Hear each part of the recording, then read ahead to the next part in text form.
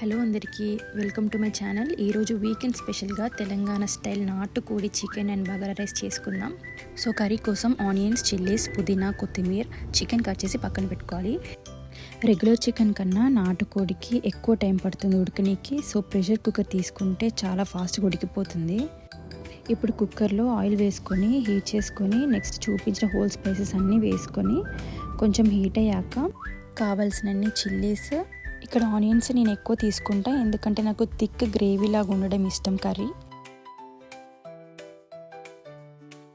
Next పసుపు, అల్లం and పుదీనా ఆకులు, చికెన్ కూడా వేసేసుకొని కలుపుకోవాలి.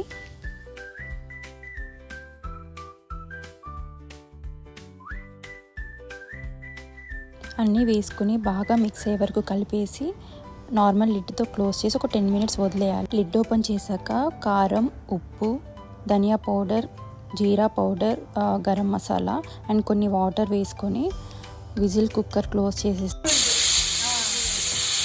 ఇలా 10 విజిల్స్ వచ్చాక నార్మల్గా ప్రెషర్ పోయినాక ఓపెన్ చేసుకోవాలి. నెక్స్ట్ బగారా రైస్ కోసం butter are ghee and whole spices వేసుకొని చిల్లీస్, పుదీనా, కొత్తిమీర, curry leaves and onions add చేసుకొని నెక్స్ట్ మసాలాస్ యాడ్ చేసుకుందాం. ఇప్పుడు కొరియాండర్ పౌడర్, జీరా పౌడర్ అండ్ గరం మసాలా వేసి బాగా మిక్స్ చేసుకోవాలి. మనకి నార్మల్గా బగారా రైస్ అయితే 1:1.5 కప్ సరిపోతుంది. ఇక్కడ బగారా రైస్ కాబట్టి 1:2 అయితే పర్ఫెక్ట్గా సరిపోతుంది.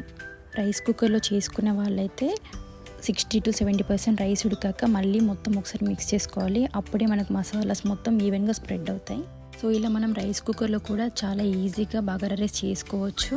అండ్ వంట రాని వాళ్ళు, బ్యాచిలర్స్ చాలా ఈజీగా చేసుకోవచ్చు. Thank you for watching my video.